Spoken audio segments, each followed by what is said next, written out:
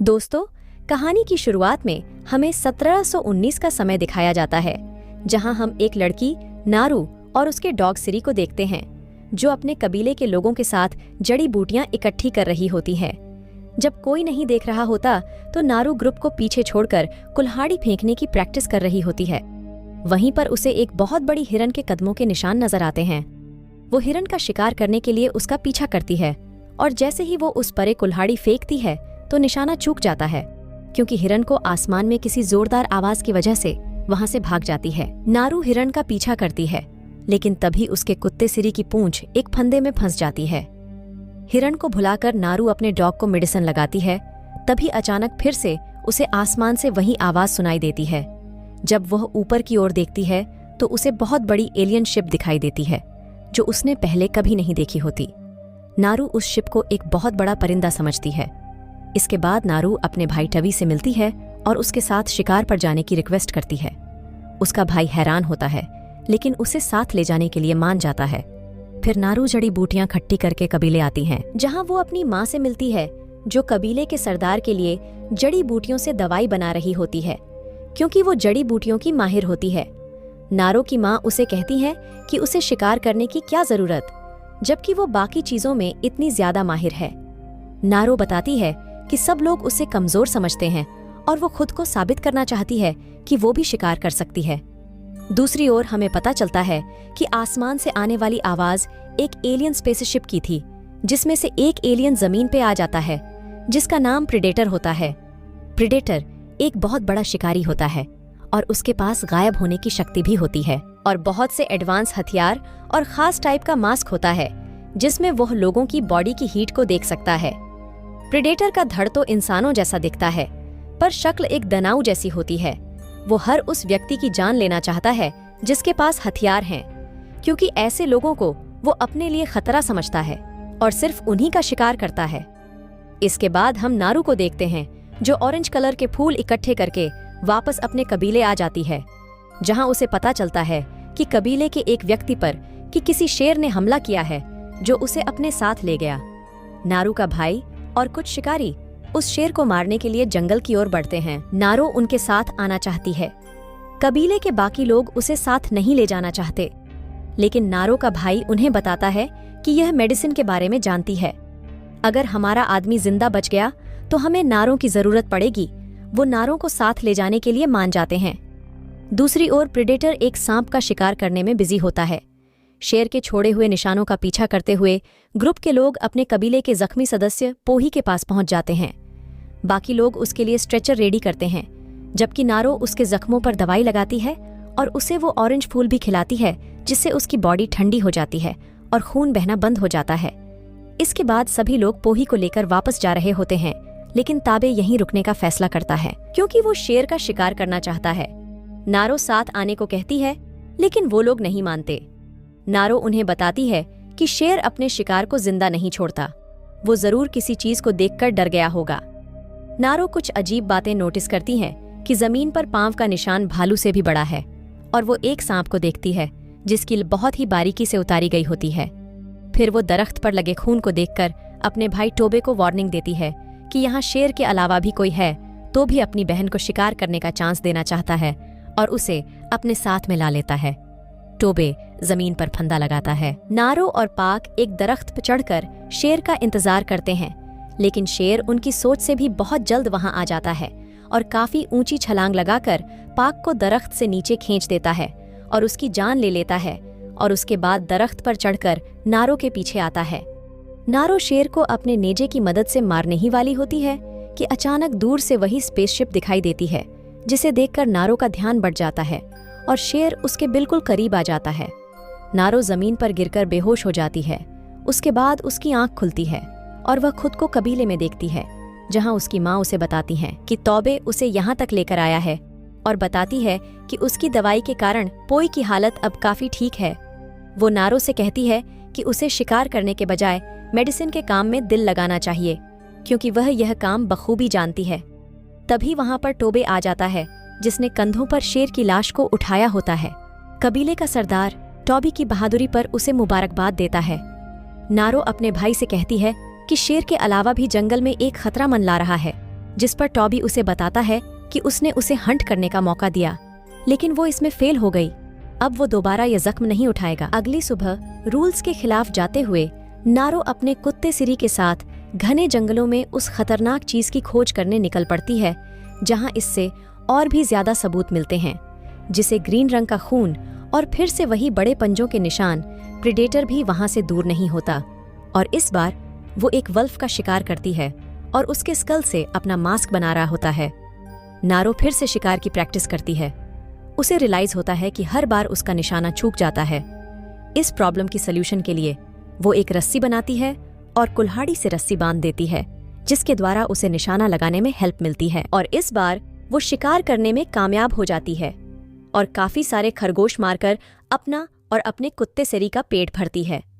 इसके बाद नारो काफी दूर निकल आती है, जहां उसे एक और बेर बेसन की लाश मिलती है, जिसके अंदर कुछ बुलेट्स लगे होते हैं। नारो बुलेट्स और ग्रिजली पैर पकड़ने वाले फंदे के बारे में कुछ भी नहीं जानती, क्योंकि वो ये चीजें पहली बार देख रही होती हैं। उसे लगता है कि यह सब उस अजीब क्रिएचर ने किया है। वहां से वापस जाते समय नारो दलदल में फंस जाती है और इस बार अपनी कुल्हाड़ी की मदद से उस दलदल से बड़ी आसानी से बाहर निकल आती है। दूसरी ओर प्रेडेटर भी उस बेजन की लाश तक पहुंच जाता है। इसमें लगे बुलेट्स को देखकर उसे अंदाजा होता है कि इस इलाके में शिकारी है जो उसके लिए खतरा है। दूसरी ओर नारो पानी से खुद को साफ कर रही होती है और तभी उसे बियर दिखाई देता है। नारो उसका शिकार करने लगती है, लेकिन उसकी तीर कमान टूट जाती है और वह भालू उसके करीब आ जाता है। नारो सेरी भालू का ध्यान बंटता है, जिससे नारो को पानी में कूदने का मौका मिलता है और वह तैरते हुए बेव डैम के अंदर खुद को छुपा लेती है। लेकिन भालू वहां भी पहुंच जाता है और इस डैम को तोड़ करके बहुत ज्यादा करीब आ जाता है। तभी अचानक प्रेडेटर उस भालू को अपनी ओर खींच लेता है और उसका बहता हुआ खून प्रेडेटर पर गिरता है, जिससे वो दिखाई देने लगता है। नारो उसे पहली बार देखती है और काफी ज्यादा घबरा जाती है और बिना किसी वक्त के जाए किए वो पानी के अंदर वापस कूद जाती है और तैरती हुई इस एलियन से काफी दूर निकल आती है। प्रेडेटर उसे दूर से देख रहा होता है, लेकिन वो उसकी जान नहीं लेता, क्योंकि वो उसे खतरा नहीं लगती। नारो जंगलों में वापस आ जाती है, जहां उसे अपने भाई के भेजे हुए कुछ आदमी मिलते हैं जो शिकार कर रहे होते हैं। उनमें से कोई भी नारो की इस कहानी पर यकीन नहीं करता और एक आदमी नारो से लड़ाई करता है, जिसमें नारो हार जाती है। वो नारो को बांधकर अपने साथ ले जाता है। तभी अचानक वो एक जगह रुक जाते हैं, जहां उन्हें एक अजीब सी आवाजें सुनाई देती हैं। इसी समय वासा की बॉडी पे लेजर के 3 निशान दिखाई देते हैं। प्रेडेटर वासा को शूट करके उसकी जान ले लेता है। नारो और बाकी लोग छुपकर ये सब देख रहे होते हैं। प्रेडेटर अपने डार्ट्स वापस लेने आता है। इनमें से एक शिकारी प्रेडेटर पर तीर से वार करता है, जिससे उसकी इनविजिबल शील्ड खराब होने लगती है और वो कुछ दिखाई देने लगता है।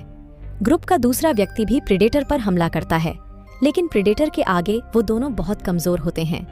प्रेडेटर उनकी जान ले लेता है, जिस समय प्रेडेटर उन्हें मारने में बिजी होता है। नारो मौके का फायदा उठाकर वासा के पास से अपना सामान वापस ले लेती है और अपनी रस्सी को काटकर खुद को आजाद करके दूर भाग जाती है, जहां उसे एक और शिकारी मिलता है जो प्रेडेटर पे जवाबी हमला करना चाहता है। लेकिन जैसे ही वो अपना तीर चलाने लगता है, उसके माथे पर फिर से वही लेजर के 3 निशान दिखाई देते हैं। नारो पहले से जानती है कि इसका क्या मतलब है और वो वहां से भाग निकलती है और फिर वो एलियन उस आदमी की जान भी ले लेता है। अपनी जान बचाने के लिए नारो बहुत तेजी से वहां से भागती है। तभी अचानक उसका पांव एक फंदे में फंस जाता है और वह जमीन पर गिर जाती है। प्रेडेटर नारो के बहुत करीब आ जाता है और उसे पकड़ने ही वाला होता है कि तभी सामने गन्स के साथ कुछ फ्रेंच ताजिर सामने आ जाते हैं, जिन्हें देखकर प्रेडेटर वहां से चुपचाप चला जाता है। वो लोग नारो को बेहोश कर देते हैं और जब नारो की आंख खुलती है तो वह खुद को एक पिंजरे में कैद देखती है। उसका डॉग सीरी भी उसे ढूंढते हुए वहां आ जाता है, लेकिन वह फ्रेंच ताजिर उसे भी कैद कर लेते हैं। तभी नारो देखती है कि उनमें से एक व्यक्ति ने उस भालू बेसन की खाल पहन रखी है, जिससे उसे अंदाजा हो जाता है कि यह वही शिकारी है। एक व्यक्ति रिफाइल नारो के पास आता है, क्योंकि वो उसकी जबान जानता है। वो नारो से प्रेडेटर के बारे में जानकारी लेने की कोशिश करता है, क्योंकि उसे लगता है कि प्रेडेटर दुश्मनों की तलाश में रहता है। नारो उसे कुछ नहीं बताती।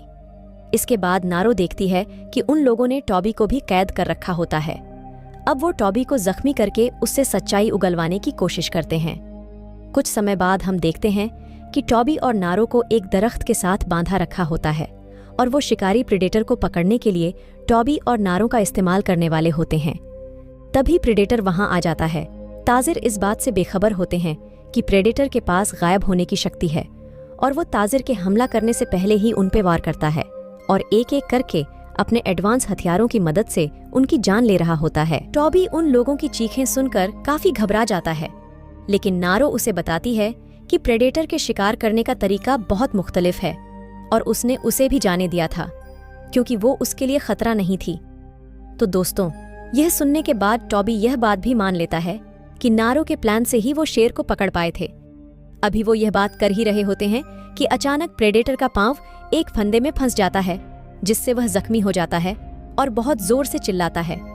ताजिर उसे जाल की मदद से पकड़ने लगते हैं, लेकिन अपने घातक और एडवांस हथियारों का इस्तेमाल करते हुए प्रेडेटर उस फंदे से आजाद हो जाता है और उन पर हमला करके उनकी जान लेता है और गोलियों से बचने के लिए एक शील्ड की मदद लेता है। वो बंदा नारों के करीब आके गिरता है, जिसकी मदद से वो दोनों रस्सी काटकर खुद को आजाद कर लेते हैं।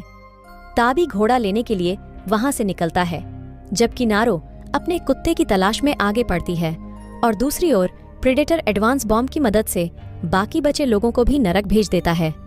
नारो तजीरों के कैंप तक पहुंच जाती है, जहां वो लोग अपना सामान लेकर वहां से भाग रहे होते हैं और नारो के डॉग सिरी की जान लेने वाले होते हैं। नारो वहां आके उन पर हमला कर देती है और एक एक करके उनकी जान लेकर अपने डॉग को बचा लेती है। तभी वह देखती है एक ताजिर जिसकी एक टांग कट चुकी है, नारो से मदद करने को कहता है और उसके बदले में वो उसे गन कैसे चलाते हैं यह सिखाने की ऑफर करता है। नारो ये ऑफर मान जाती है और उसके बदले उसे मेडिसिन देती है और वो ऑरेंज फूल भी देती है। नारो को प्रेडेटर का एक एडवांस हथियार भी मिल जाता है, जिसे वह अपने पास रख लेती है। दूसरी ओर प्रेडेटर अपने जख्मों को ठीक कर रहा होता है और वो भी कैंप की ओर आ जाता है। नारो प्रेडेटर को देखते ही छुप जाती है और ताजिर जमीन पर लिट के मरने का नाटक करता है।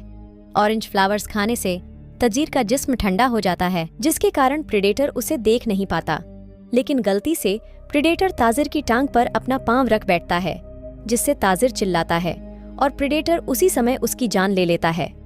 तभी अचानक नारो का डॉग सीरी प्रेडेटर पर हमला करने के लिए उसके सामने आता है। प्रेडेटर उस कुत्ते को शूट करने ही वाला होता है कि घुड़सवारी करता हुआ टॉबी प्रेडेटर के इर्द गिर्द घूमने लगता है।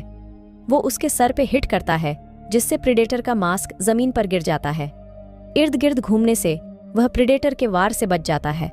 नारो गन चलाने की कोशिश करती है, लेकिन नाकाम रहती है और अपने भाई को बचाने के लिए नारो जोर से चिल्लाती है, जिससे प्रेडेटर का ध्यान बढ़ जाता है।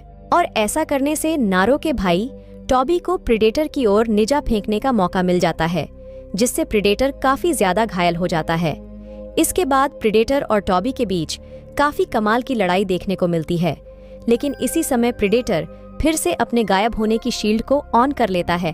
प्रेडेटर टॉबी से छुप के पीछे की ओर से वार करता है, जिससे टॉबी बहुत ज्यादा घायल हो जाता है। लेकिन टॉबी अपनी आखिरी सांसें लेते हुए भी अपनी बहन की सुरक्षा करने के लिए प्रेडेटर की टांग पर हमला करता है, जिससे नारो को वहां से भागने का मौका मिल जाता है। दूसरी ओर दो आदमी कबीले में वापस आते हैं और टॉबी की मां को यह बुरी खबर देते हैं कि ग्रुप में से कोई भी जिंदा नहीं बच पाया, जिस पर टॉबी की मां रोने लगती है। दूसरी ओर नारो पानी के किनारे बैठकर अपना चेहरा धो रही होती है और अपने भाई की मौत पर आंसू बहा रही होती है। नारो का डॉग सिरी उसे इशारा देता है कि फ्रेंच तजीर का एक व्यक्ति अभी भी जिंदा है। नारो उसे ढूंढ लेती है और एलियन के हथियार की मदद से उस आदमी को बेहोश करती है। फिर उस व्यक्ति की आंख खुलती है तो वो देखता है कि नारो प्रेडेटर से मुकाबला करने के लिए खुद को तैयार कर रही होती है। वो अपने चेहरे पे निशान बनाती है और साथ ही वो ऑरेंज कलर के फूल भी खा लेती है। फ्रेंचमैन अपनी गन उठा के नारो पर हमला करता है, लेकिन गन खाली होती है और उसकी ओर चलाने की आवाज सुनकर प्रेडेटर वहां आ जाता है और उसकी जान ले लेता है। वो नारो पर हमला नहीं करता क्योंकि वो उसे देख नहीं पाता। मौके का फायदा उठा के नारो उसे पीछे से बंदूक चला के शूट करती है, जिससे प्रेडेटर की जान तो नहीं जाती, पर उसका मास्क जमीन पर गिर जाता है। इससे पहले कि प्रेडेटर अपना मास्क उठाता, नारो मास्क लेकर घने जंगलों में भाग जाती है, जहां नारो ने प्रेडेटर की जान लेने के लिए बहुत सारे फंदे तैयार किए होते हैं। नारो जानबूझकर खून के धब्बों का एक सुराख छोड़ती है, जिसका पीछा करते हुए प्रेडेटर ऐसी जगह आ जाता है जहां नारो उसके सर पर कूदकर कुल्हाड़ी की मदद से उस पर वार करती है, जिससे वो काफी जख्मी हो जाता है। इस बार प्रेडेटर नारो पे हमला करना चाहता है और अपनी शील्ड की मदद से नारो की जान लेने ही वाला होता है कि नारो का डॉग सिरी करीब से गुजरता है, जिससे प्रेडेटर का ध्यान बढ़ जाता है और कुल्हाड़ी पर लगी रस्सी की मदद से प्रेडेटर स्लिप होकर दलदल में गिर जाता है। इसी दलदल से बाहर निकलकर वो नारो की ओर निशाना लगाता है, लेकिन उसी के मास्क की मदद से वही निशाना वापस आकर प्रेडेटर को लग जाता है और वह अपने ही मास्क की वजह से खत्म हो जाता है। अगली सुबह नारो प्रेडेटर का सर लेकर कबीले वापस आती है और उसके हाथ में वो गन भी होती है। और इसी के साथ ये मूवी यहीं पे खत्म हो जाती है।